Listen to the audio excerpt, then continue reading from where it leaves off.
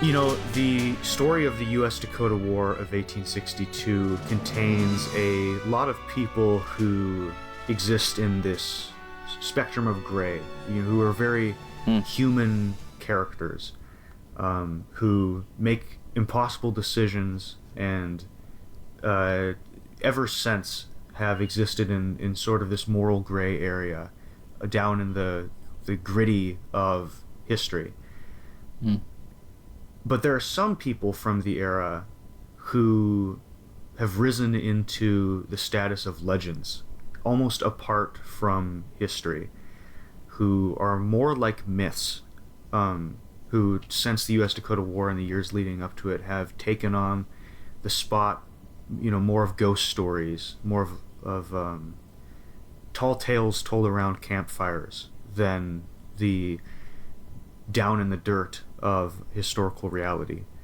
And a man named Inkpaduta is probably the most prominent of those legends. And he forms the beginning of what Mary Lethert Wingerd calls the road to war in chapter 10 of her book, North Country, which Sam Temple and I have been going through for the past few months. Sam, this chapter is long, it's thorough, it's complicated, and it brings us through an enormous cast of characters, including Inkpaduta, including characters we're familiar with, people like Little Crow. We'll dive a little bit into Ojibwe leader Hole in the Day. We'll talk about the various Indian agents who oversee the shifting Dakota society on the reservations in the late 1850s. And all of this will come together to lead us towards the beginning of the U.S. Dakota War of 1862. That's right. Logan Ledman, it is my pleasure to talk about this incredibly heavy topic, this incredibly dense chapter. But first, you are recording in Texas right now. That's right. Yeah. I am recording in Faribault, Minnesota. And Faribault is the homeland of the Wakpakute band of the Dakota people, and Inkpaduta was Wakpakute. So we've got there's this the structure of the Dakota people is super generalized as so there's the Dakota, there's the Lakota. We broke that down. The Dakota are more of the woodland bands, largely in Minnesota. Lakota is more the plains and the prairie. Out west, or west being the Dakotas, and beyond. But within the Dakota are the 7 council fires, as they're sometimes called, one being the Wapakute. But within the Wapakute and every other band, there are divisions. And in the Wapakute, in the 1840s and 1850s, and or even beyond that we're aware of, there are 2 major groups. One is the Red Top Band and one is the Red Leg Band. And these were 2 bands that inhabited the Faribault area. And so Inkpaduta would have lived actually on Cannon Lake, where which is the first home that I actually lived on. Right. Of course, now it's not under indigenous leadership, but it does have fun 4th of July. It has speedboats, got some pontoons, got some jet skis. So there's that. So Cannon Lake was once known for having a lot of canoes. Right. I've seen 1 canoe on there nowadays.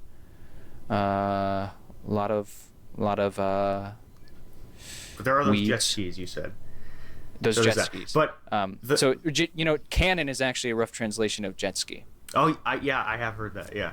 Yes. But anyway, to the Red Top Band. Maybe part of the reason that Inkpaduta was such a prominent figure, a legend, as you said, in his time, was he had a jet ski. It made it easy for him to go along rivers, to get around fast, and he was ahead of his time in a lot of ways. He really was. He really was. So actually, the Red Top Band was distinguished among the Wapakute. That's right. In that they rejected for their jet skis. They rejected the treaties. That we've been talking about for the past several episodes. The representatives of the Red Top Band were not invited to treaty negotiations, and they didn't recognize them as applying to them, and to them, they steadfastly believed that the land had not been legally ceded to the United States, and so they were kind of referred to as outlaws, both by some of the Dakota, their fellow Wapakute, and by the white settlers. So they live in northern Iowa, I believe, right? That's it. Towards southern Minnesota, occasionally, kind of where the border is today. Yeah, right. And it's hard because there are so many different reports, right? That people, and of course, it's sort of like when the James Younger game came through the area. Now everybody and their grandfather has a story about how they helped, water the horses for the James gang. Right, exactly. The Inkpaduta band was the ghost story of the time. Everybody had a story about Inkpaduta. Well, and they kind of were the James Younger gang too. In that specific category of people kind of outside of the law, sort of. An outlaw, if you will. Yes. I maybe that's where they get that word. And Ivy League on this podcast. But they exist in this mythical realm. There's a story from Shieldsville in Rice County that supposedly Inkpaduta nearly was shot by James Shields. There's stories in every community, from nearly every community in southern Minnesota at this time that Inkpaduta comes through. To be fair, per capita, most people in Minnesota at the time were almost shot by James Shields. That's also true, and we'll talk about that eventually, and including in an upcoming episode of 1855. But the important thing is, he's traveling around. Inkpaduta and the Red Top Band are traveling around a lot. Now, Inkpaduta is not the chief of the Red Top Band. Taoyateduta, who other sources I've read refer to him as Inkpaduta's brother. Certainly they're in the same band, so they have a kinship tie. But he's he's in charge of the band towards northern Iowa, which is very much on the sparsely settled side of things in the Midwest. It's far out in the frontier, and so it relies on this very careful balance of relationships between the white settlers and the Wapakuta people here. Right. And it only takes, in this case, one man named Henry Lott to upset that balance in a really disastrous way.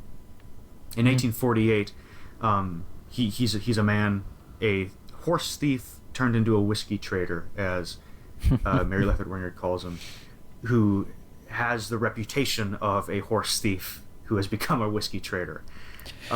He's looked upon as you would expect, and he eventually goes back to his horse thievery ways and steals 5 horses from Taoyateduta.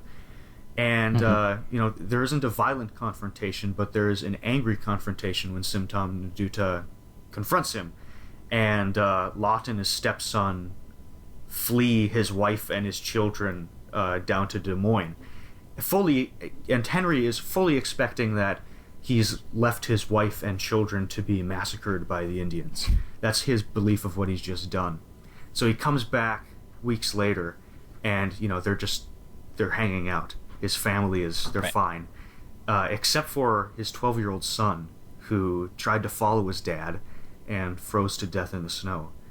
The only casualty being a casualty of Henry Lott's paranoid, cowardly flee from his family.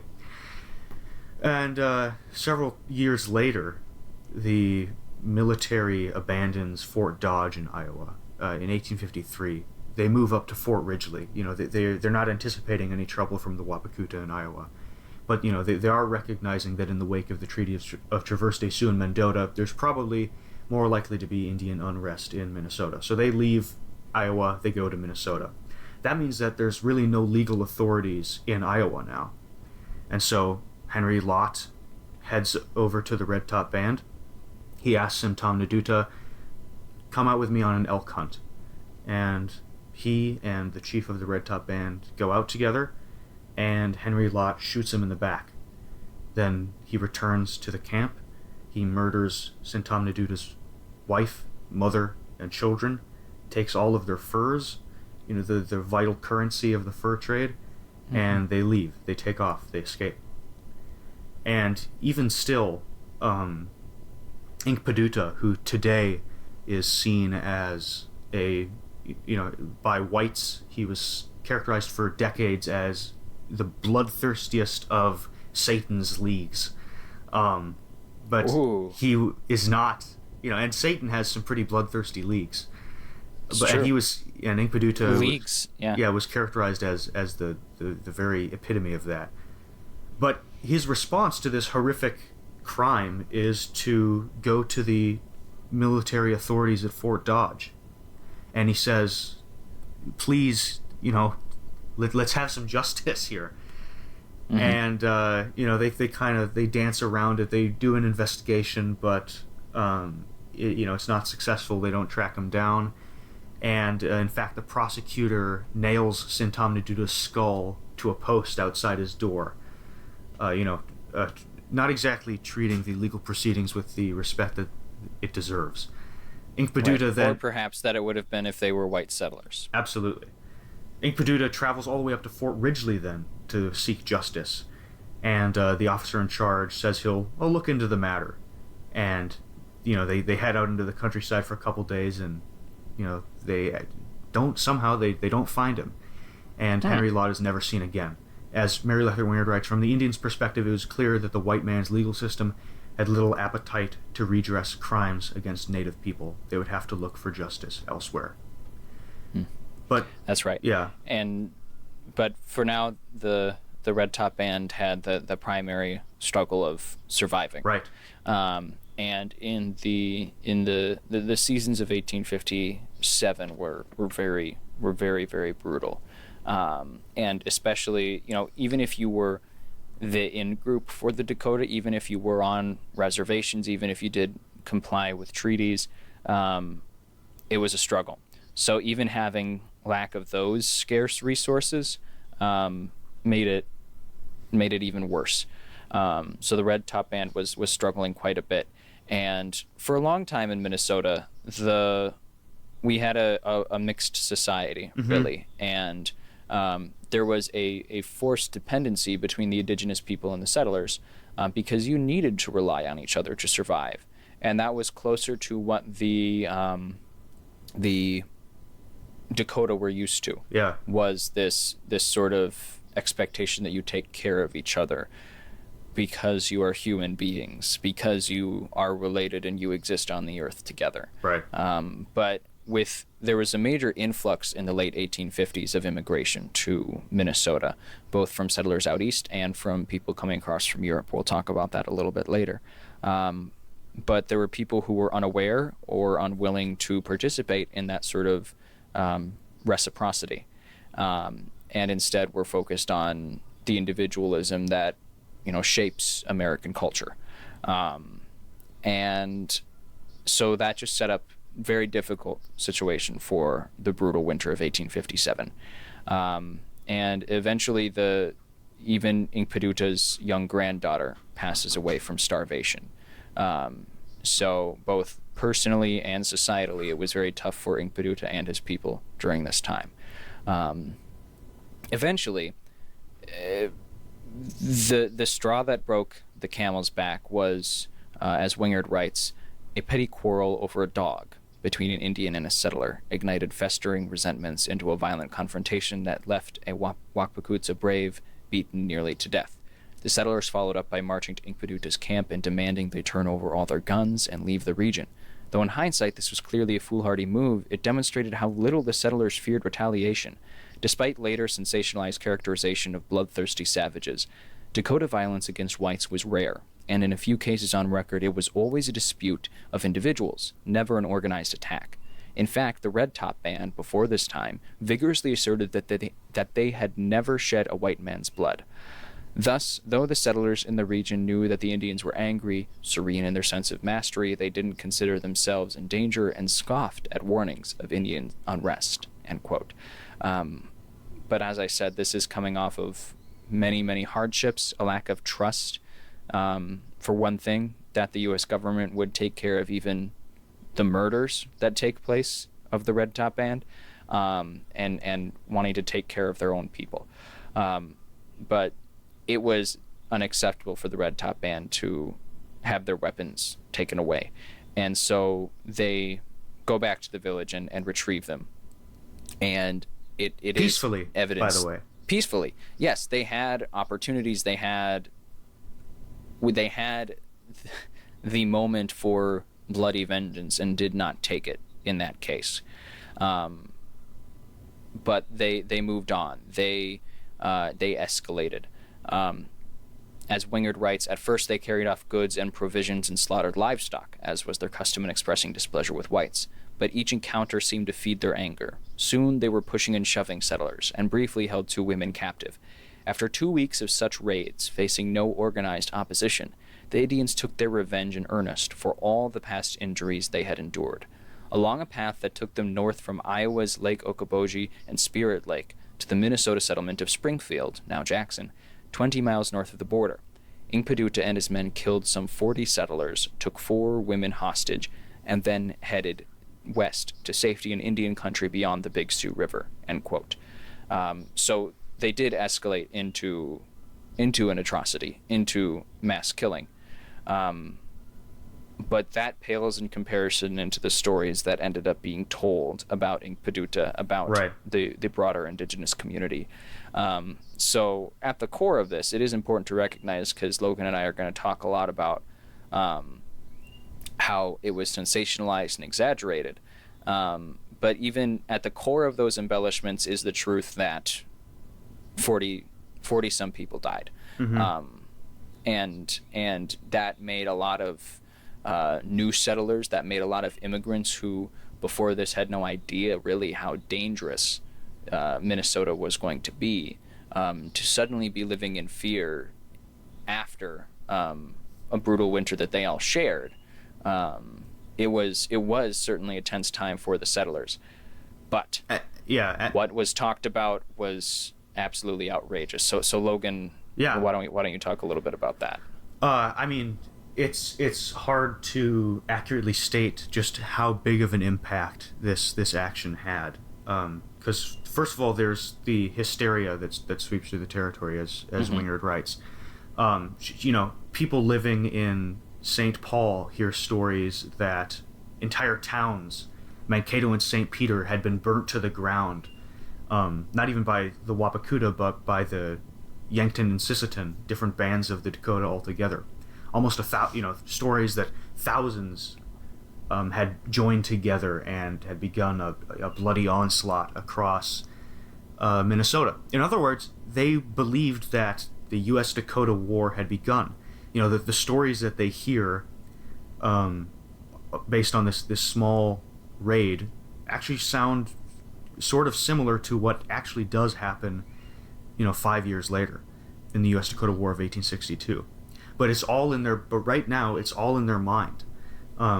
The scope of it is exaggerated beyond belief.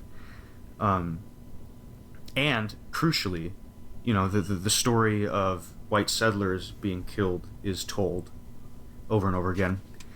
But what is left out is the years leading up to that retribution. The story that the white settlers hear is not a story of a man who has just lost his brother, his granddaughter, many of his family members, and has been abandoned by a justice system that clearly believes his life is a joke, suffering through a brutal winter. What they're instead hearing, which is like we talked about at the top of the show, a really morally gray, really horrific situation to be in, that is in the extremes of the human experience in history. And instead, that boogeyman, the ghost story, is built on top of that shady, really hard to comprehend human experience at the core of it, and that really horrific violence that exists in this continuum of almost beyond what we can try and imagine or try to their chief was assassinated. There was a massacre in itself. The work of Lot was, and actually that's fitting name. I think Yeah. that's biblical. Yeah. But the work of Lot was a mass murder. Really, it would qualify as that. And there was no outrage, there was no sensationalizing that this murderer is on the loose. Right. So why would you trust that system? Right. Why would you rely on any of that, especially now that the same system that didn't stop the murders or seek justice for murders before has now left you defenseless? So as we try and look back on this and understand, in some what is it that brings a grandfather, a community leader, by all accounts up to this point, a reasonable, peaceful man to who has a strong understanding of white culture. Who believes in cooperation, all that. What does it take to lead that man to lead the killing of 40 people, unarmed people, plenty of them women and children, I believe. Certainly some of them, and that's a moment that is beyond the pale of what we can try and understand, right here, sitting in Faribault and Texas.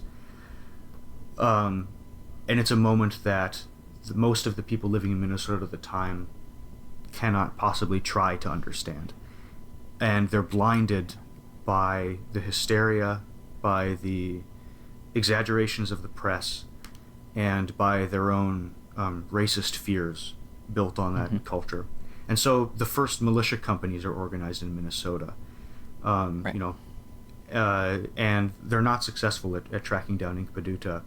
So that work is hoisted onto the Dakota in a really horrible way, to be honest. Right. They are told that their annuities will not come. Their promised treaty annuities will not be paid them until they track down and capture Inkpaduta. Now, there's no legal authority for this. Yeah. Right. We talked about the different bands of the Dakota and how the Inkpaduta's band was separate and sort of ostracized from the bands who did agree, or to some extent agreed to the treaties. Right. And so they go to not just the other Wakpakutes, but Sissetons, Wahpetons, Midewakanton, and said, well, it's your job. Go find them. Otherwise, you will starve. Otherwise, your resources will not come. And a lot of that relies on Taoyateduta, or Little Crow, who, like Inkpaduta, is a pragmatist, who has an understanding of white culture, of American culture, and can use enough pieces of it to survive and to help his people survive. And so Little Crow and many of the Dakota go out and attempt to find Inkpaduta. They don't have a great deal of success, and they eventually do get some support. There's a man named Joe Brown who we've talked about quite a bit. Joe Brown is the architect of much of early Minnesota history, the creation of Minnesota Territory, the creation of Minnesota State. For a long time, he was the boss of Henry Sibley, sort of the shadow operator that would do the dirty work to get things done. But he has a strong understanding of Dakota culture. And he writes in the Henderson Democrat, a newspaper, Wingerd writes, he pointed out that the annuities were payment for land and that had been purchased. Joe Brown says, quote, the sacred obligations of treaty stipulation, and in no instance should these payments be subjected to any contingency or obligation not prescribed in the treaties providing for the payments. And part of this is because Joe Brown, gets annuity payments because the Indians have a debt with him. But the core of what he's saying there is correct. It was entirely illegal, but it's what was thrust upon them.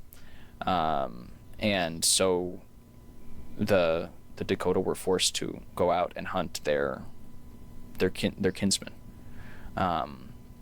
let's talk a little bit more about Joe Brown, Yeah. Logan. So, like I said, this is a very important figure in Minnesota history who very clearly has a deep understanding of indigenous culture, but has profited off of them for quite a long time. He has made a small fortune from the Indian trade, as it was called. And when in a previous episode, I'll just quickly say, when we talked about the trader's papers propped up on the barrel, the guy waggling the paper a little bit off to the side of the official treaty negotiations was Joe Brown. That's kind of what his role was. Getting tons of money off of the illicit treaty.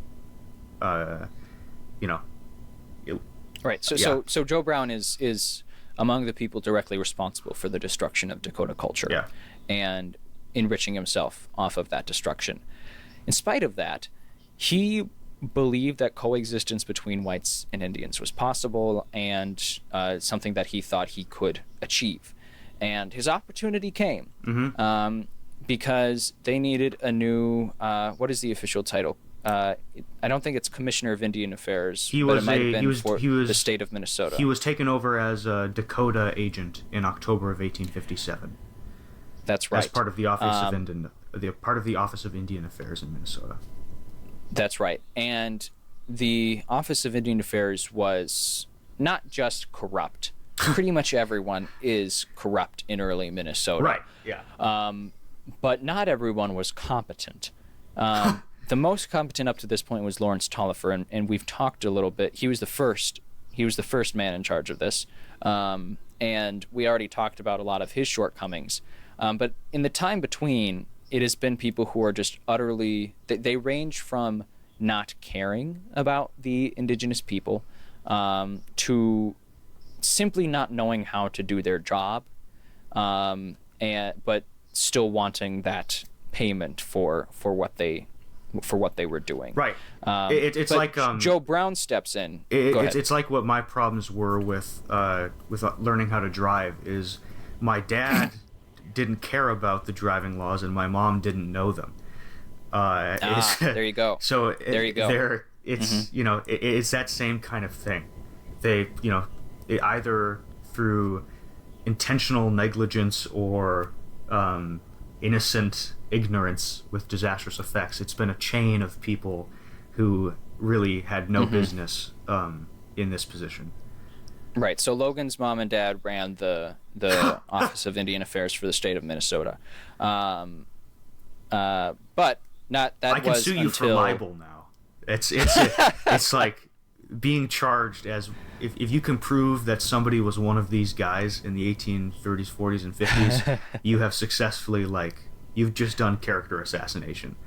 That's Excellent. How terrible Good. These guys are. Good. Well, if the justice system hasn't changed at all since the 1850s, assassination is legal. That's right. So there you go. But Brown wanted to change that. He wanted reform, so he took over in 1857. And a lot of his reform was based around assimilation, or acculturation is the word that Wingerd uses. And acculturation is basically trying to turn indigenous people into what we call farmer Indians. And that's self-explanatory. Going from hunting and gathering, from kind of living off the land, of moving your location around with the different seasons, or following the buffalo, as some people put it. The farmer Indians would essentially be living in the white lifestyle, as it was seen in Minnesota at the time. And Brown really believed that that was the only way that the Dakota would survive as a people. And so in order to divide up land for the Dakota, and they wanted them to all, live on family farms and things like that. And he wanted to incentivize, cutting your hair, changing religion, dressing as a white man, all those things. He wanted to incentivize that and make it happen. But he needed more money for that. And gradually he was able to get the money that was due to the indigenous people from previous treaties, but instead of it going to where they initially said it was going to go, it went to Joe Brown's office to help with his acculturation project. But he needed more money. So he was in favor of another massive land treaty.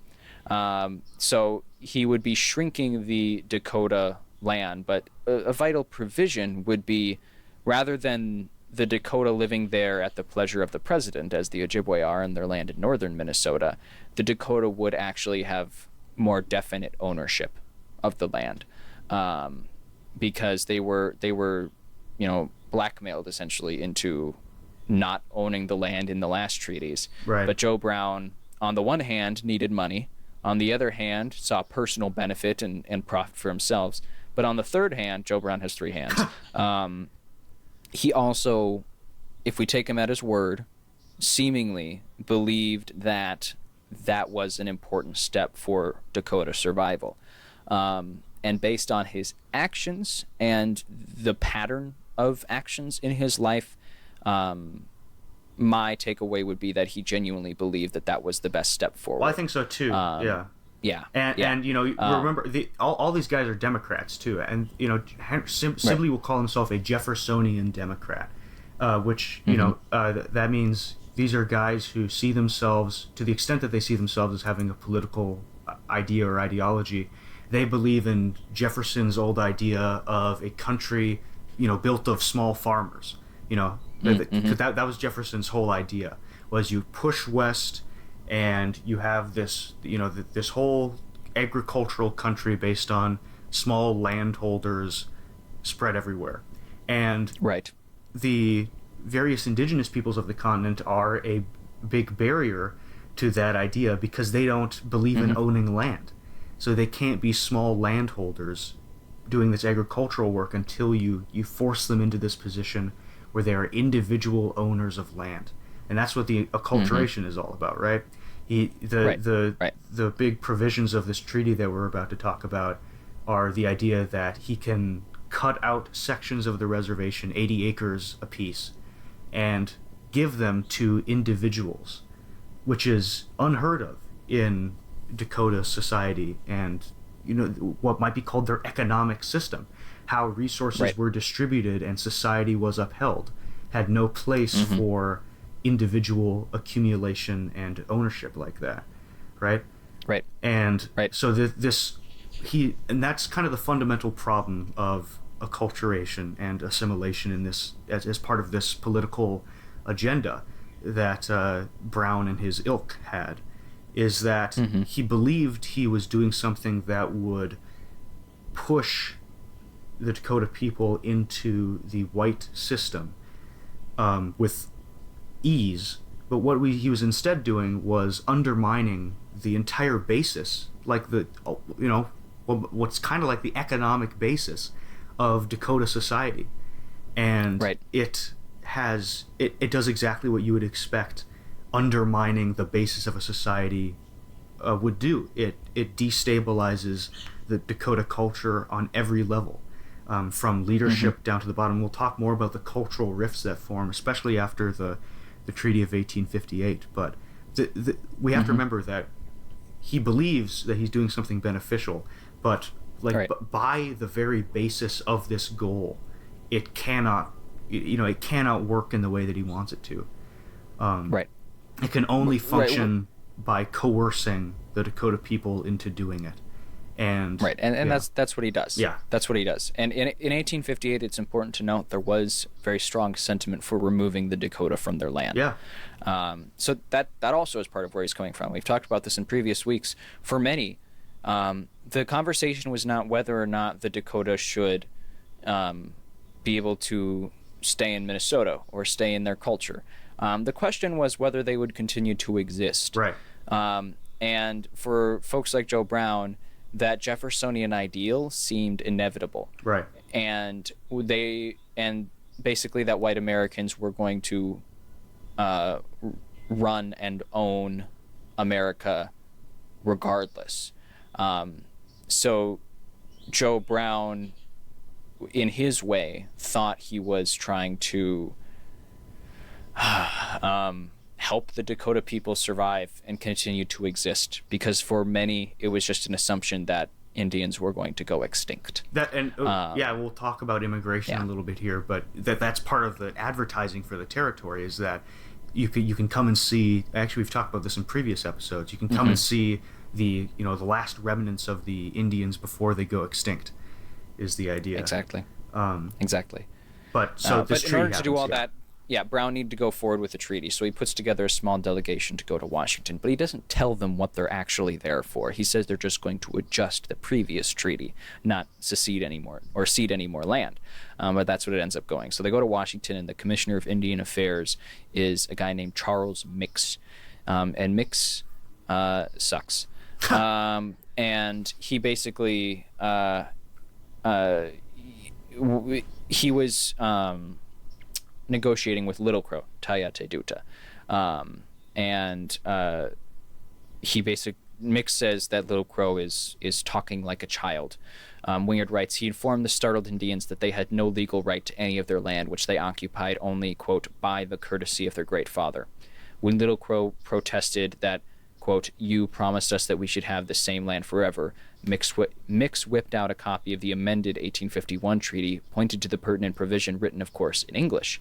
A new treaty, he promised, would give the Dakotas permanent right to their remaining land southwest of the Minnesota River, allotted individually in 80-acre farmsteads.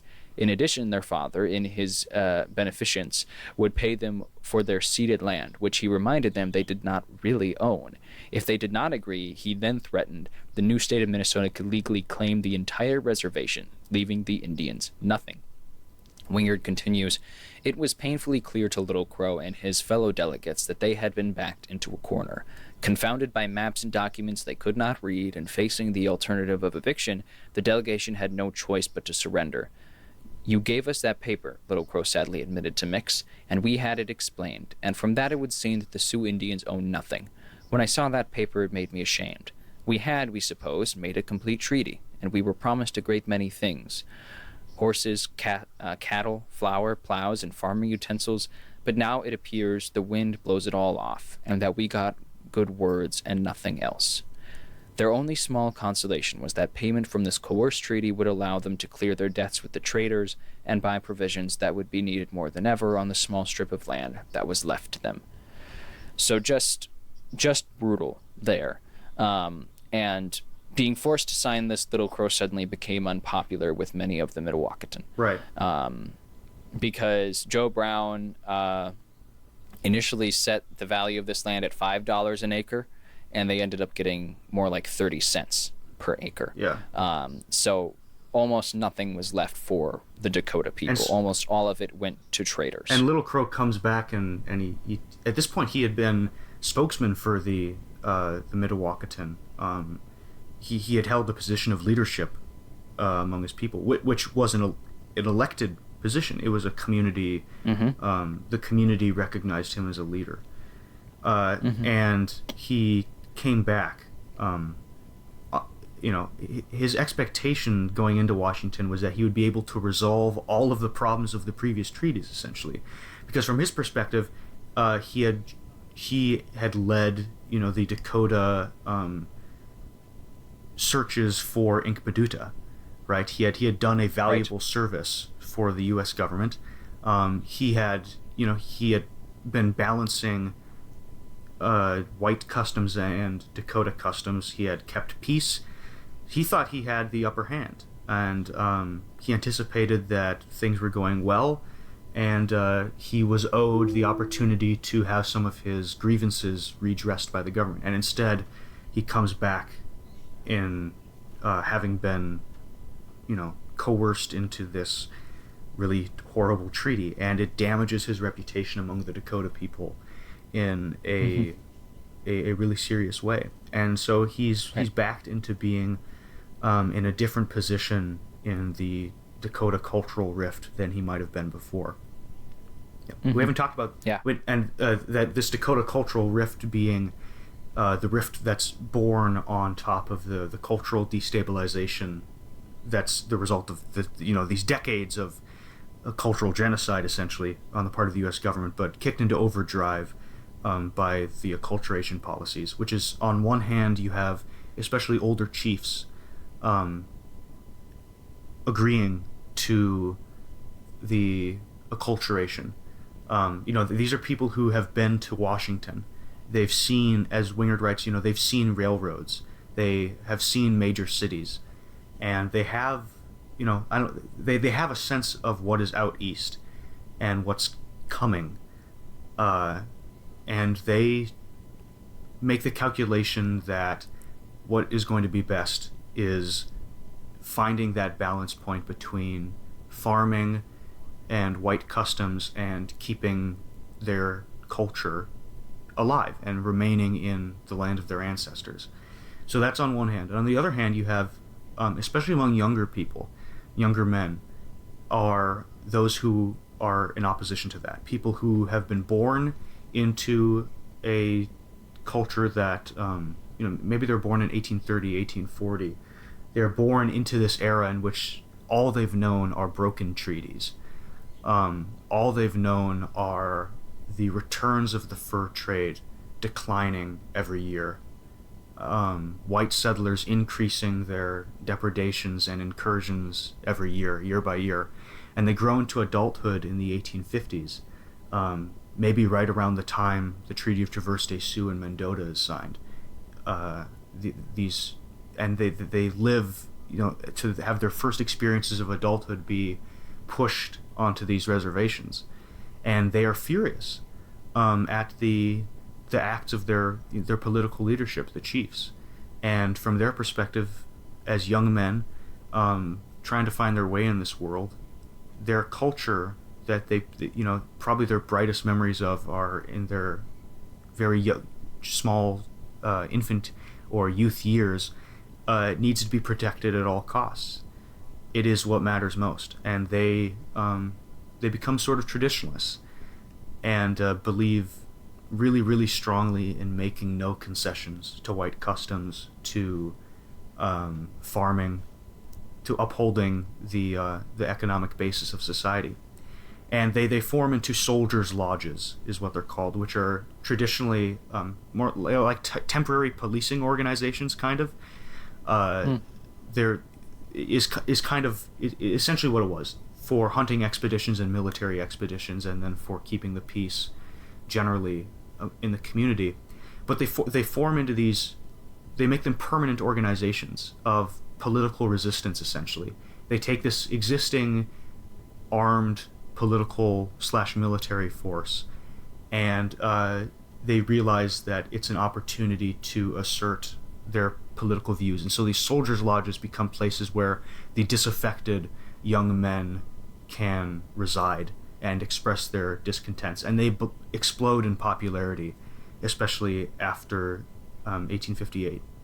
And Little Crow, who for decades has definitely fallen on the side of balancing relations among the whites and the Dakota, he is pushed kind of onto the flank of the soldier lodge group. He's certainly still, his priority is to keep that balance, but he's pushed a little bit by the disregard of the community at large into being on the more traditional side of this cultural divide, and that will have consequences in how the U.S. Dakota War of 1862 plays out years later. But what happened before then is the Civil War. Yes, so at the risk of getting into too much detail, in 1861, the Civil War begins, and by the time the attack on Fort Sumter is known in Washington, someone just happens to be across the street from wherever you go to offer troops in Washington, and that is Governor Alexander Ramsey. Ramsey just happens to be in Washington when fighting breaks out, and that is how Minnesota gets the first offer of volunteers to enlist. And in the urban areas of Minnesota, it's very popular. This is seen as likely to be a 3-week engagement. The rebellion will be put down.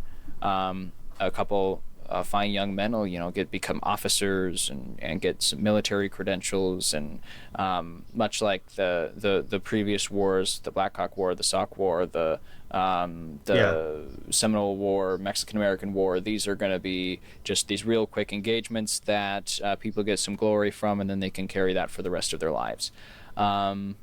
Obviously, that is not what ended up happening, but it was super popular in the cities. The rural areas were a little less patriotic. They were more interested, they still had militias in place that were from the Inkpaduta scare, but they were primarily interested in actual tangible protection, not necessarily leaving their homes and going far away to fight what some called a rich man's war.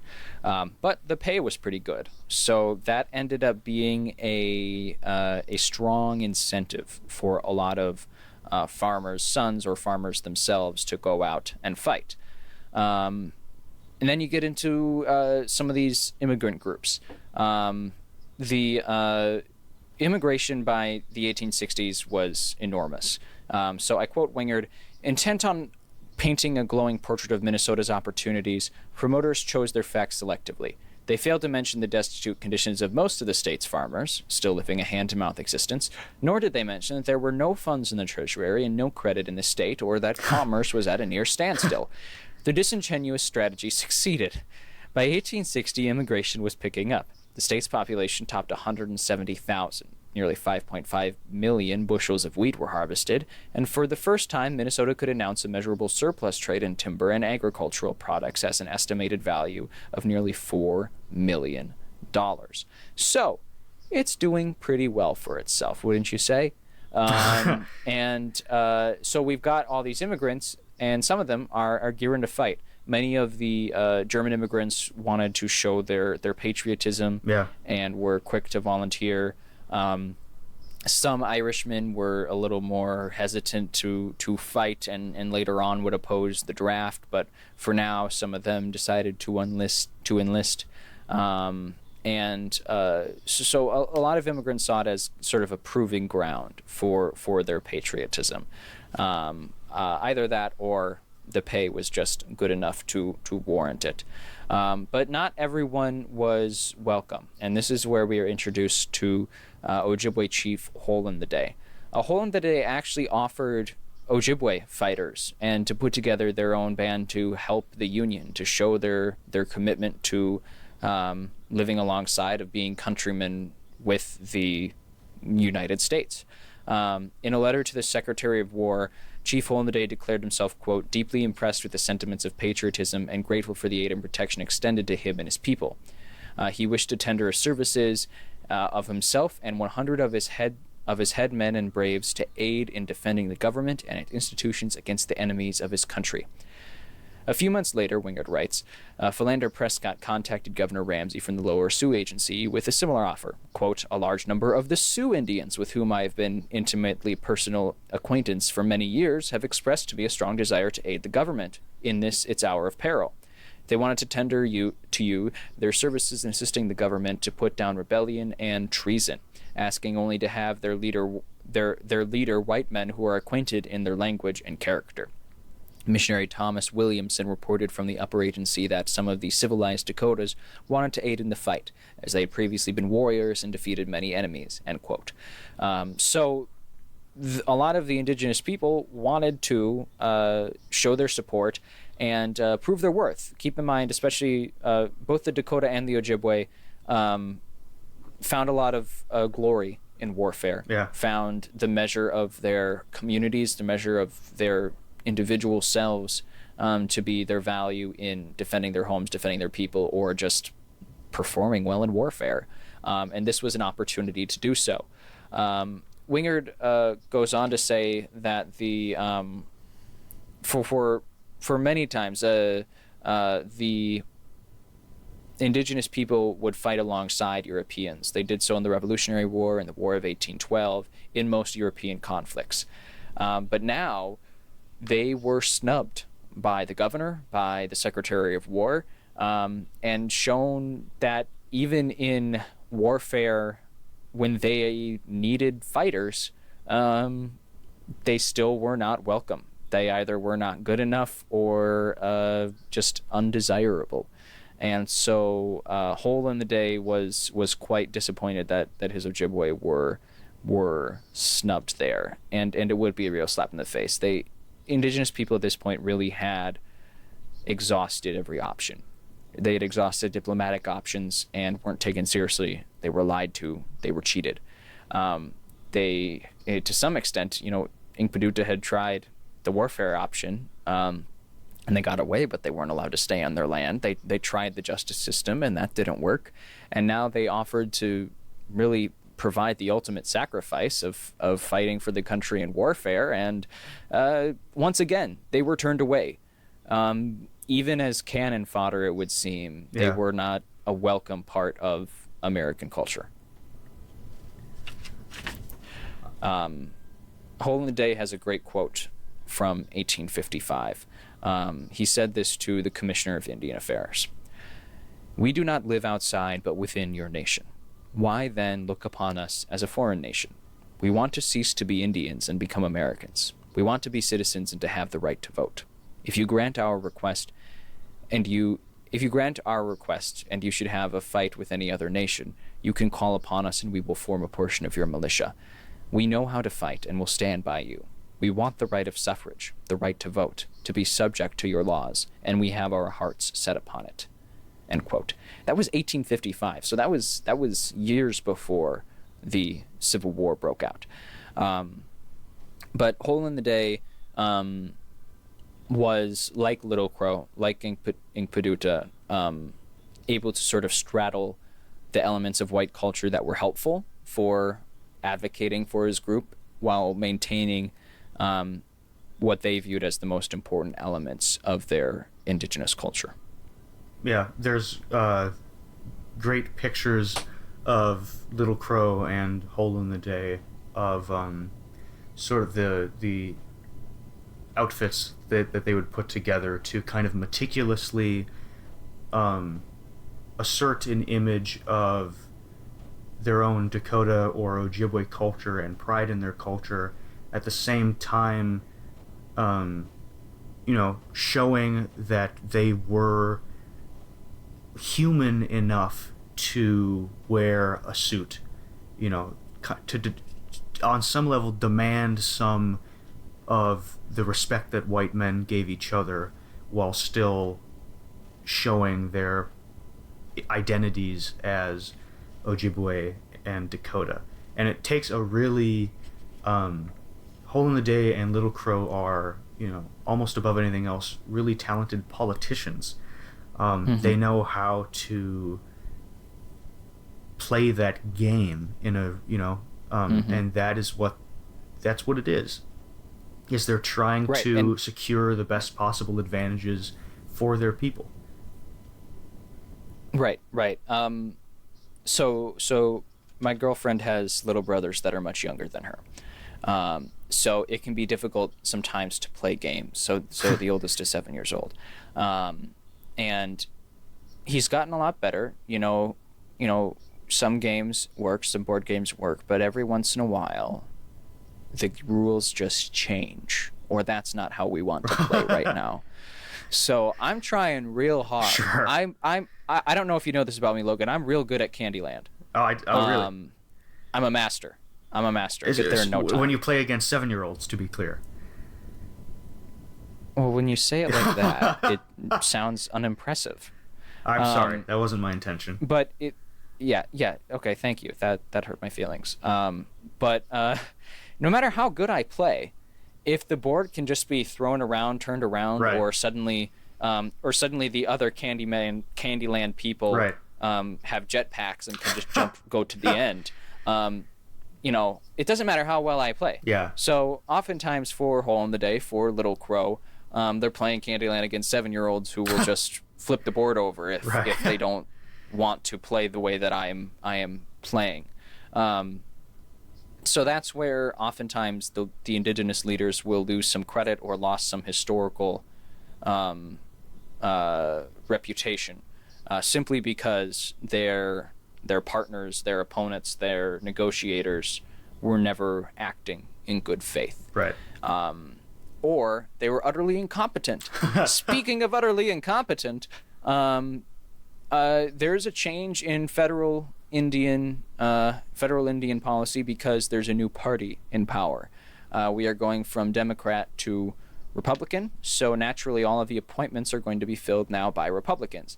Like we've said, most of the people in the fur trade were Democrats. Most of the people who have an understanding of Dakota culture were Democrats, including Joe Brown. But now there are some new folks in here, and we might talk about them a little bit more later on. But basically, they were just utterly incompetent. They didn't know what they were doing. They didn't care to know what they were doing. They didn't know anything about indigenous culture. They didn't care anything about indigenous culture. And very quickly, they just stopped trying to do much of anything. As we'll see next week, including just supplying payment, supplying food that's been promised. But it just was very clearly utterly incompetent, inept, and cruel. And also badly timed really is one of the we need this situation, these 1860 in the years after the Treaty of 1858, as the tensions mount among the Dakota people themselves. This is a situation that calls for people with really sensitive understandings of the history of Dakota and U.S. relations, of the relationships among the tribes, among the bands of the tribes, among the subdivisions, someone who understands the kinship relationships, someone who can understand the Dakota on an intellectual and emotional level. And instead they get idiots who don't care at all. They're political appointments. They're given this job because they gave a couple speeches in in Mendota or something, and so in favor of Lincoln or Republicans or Ramsey or something. Yeah, sure, in favor of Ramsey or something like that. And so Lincoln says, as every president did, sends out a message to the governor, hey, let me know who you recommend for appointments for the Office of Indian Affairs. Ramsey looks down his list of men he owes favors to. He draws up the names, sends them to Lincoln, and now these guys are in charge of stopping the situation out west from spiraling into chaos. And they can't. No. So one of the people who was put in charge, his friend describes him as this, quote, "His excessive use of liquor had brought about a serious impairment of his mental faculties, and he was really unfit to hold any official position. Half the time, he was out of his head. He had no diplomacy and treated the Indians arrogantly," end quote. What are friends for? But just utterly incompetent, and when not incompetent, just outright cruel. I'm going to take that quote, by the way, and whenever any of my friends ask for a description of you, I will send them that quote, because apparently that's how friends talk about each other. Yeah. I mean, this is where I get my lessons on human relations from. Good. But in Minnesota, there were still advocates, and there were still people who, in their way, were trying to speak out against this. And one of the most vocal and effective advocates for indigenous people, or more accurately against government cruelty, was Bishop Henry Whipple. He was the first Episcopal bishop of Minnesota. He set up his see city in Faribault, so we've talked about him quite a bit, Logan. Yeah. And in September of 1862, he said, "Citizens, editors, legislators, heads of departments, and the president alike agree that the Indian Department has been characterized by inefficiency and fraud. The nation, knowing this, has winked at it. We have lacked the moral courage to stand up in the fear of God and demand a reform. More than all, it was not our money. It was a sacred trust confided to us by helpless men, where common manliness would have blushed for shame at the theft. Who is guilty of the causes which desolated our border, at whose door is the blood of these innocent victims? I believe that God will hold the nation guilty." And he's specifically talking about the bloodshed we'll talk about next week at the U.S. Dakota War. After the fighting had ceased, Whipple, one of the most prominent Minnesotans, and certainly, I would argue, the most prominent advocate for the Dakota, Yeah. blames the bloodshed of the U.S. Dakota War not on the aggressors as the Dakota, but the malignant impact of the United States government. I think so. Wingerd, one of the talents of Wingerd's book is it lays out in a very specific way what that means. As in, there's kind of a growing understanding, I think, in Minnesota, especially in some circles, that really the U.S. government caused the U.S. Dakota War more than, we'll talk about the spark that sets the official blaze next week. But there's sort of a general understanding that the blame is really more on the context of decades of mistreatment. And Wingerd lays out really specifically where that comes from. She lays the case very systematically about, here's this treaty, here are the effects of the Treaty of 1851, here's the effects of the Treaty of 1858, here's how Joe Brown's acculturation policy split the Dakota people, here's how decades of overhunting at the demands of the fur trade pushed them into economic subsistence and subservience to annuity payments. Here's how incompetence on the bureaucratic level fed the chaos and the cruelty. Here's how the legal system and the military authorities turned a blind eye to crimes committed by white settlers against the Native Americans. Here's how the press exaggerated racist fears of the Dakota and Ojibwe people. She lays out this really extensive case about the context leading up to the U.S. Dakota War of 1862 that makes this such an invaluable work on understanding this early Minnesota world. Yeah. So we're going to end on a brief anecdote for the Ojibwe people, specifically on the actions of Chief Hole in the Day. And it also centers around the Civil War. So in the Civil War, if you were drafted, you had the option of paying someone else to go in your place. And that's where, the sentiment of it kind of being a war, Yeah. You're fighting for the rich. In some case, you were literally doing that. And some people, including Indian Agent Walker, very clearly were planning on, buying men for $50 or $100 to serve as these substitutes.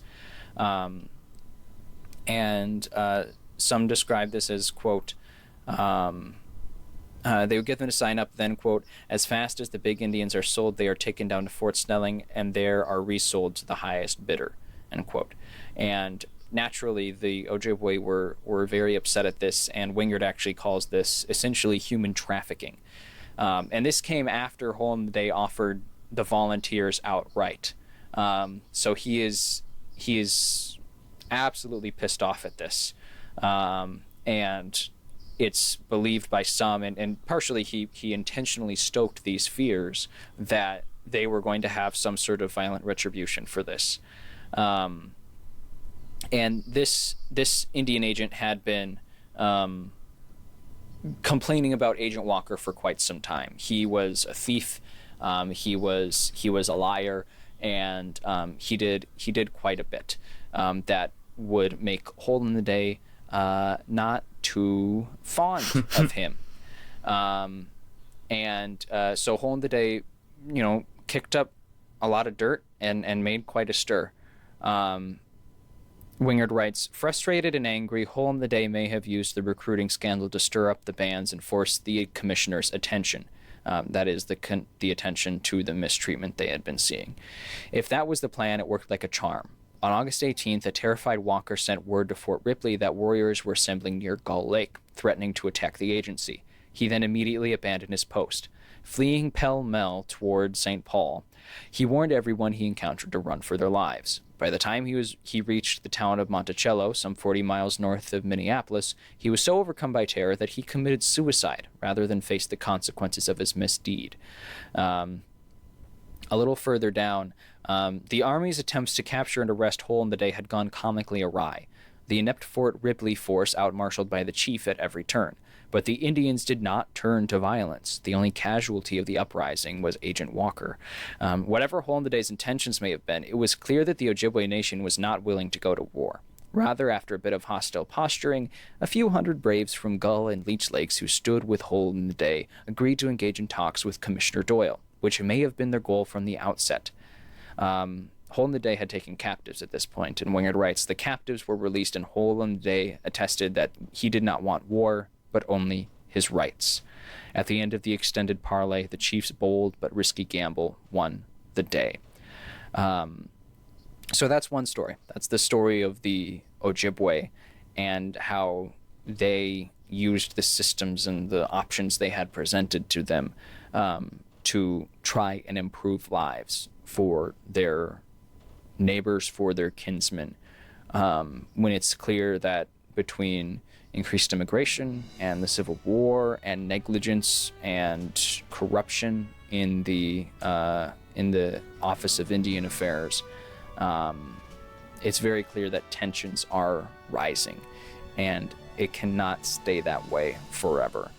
In fact, it will very soon change for the inhabitants of Minnesota when next week we talk about Chapter 11, Cataclysm on the Minnesota. So we will talk more about the U.S. Dakota War of 1862 next week on North Country.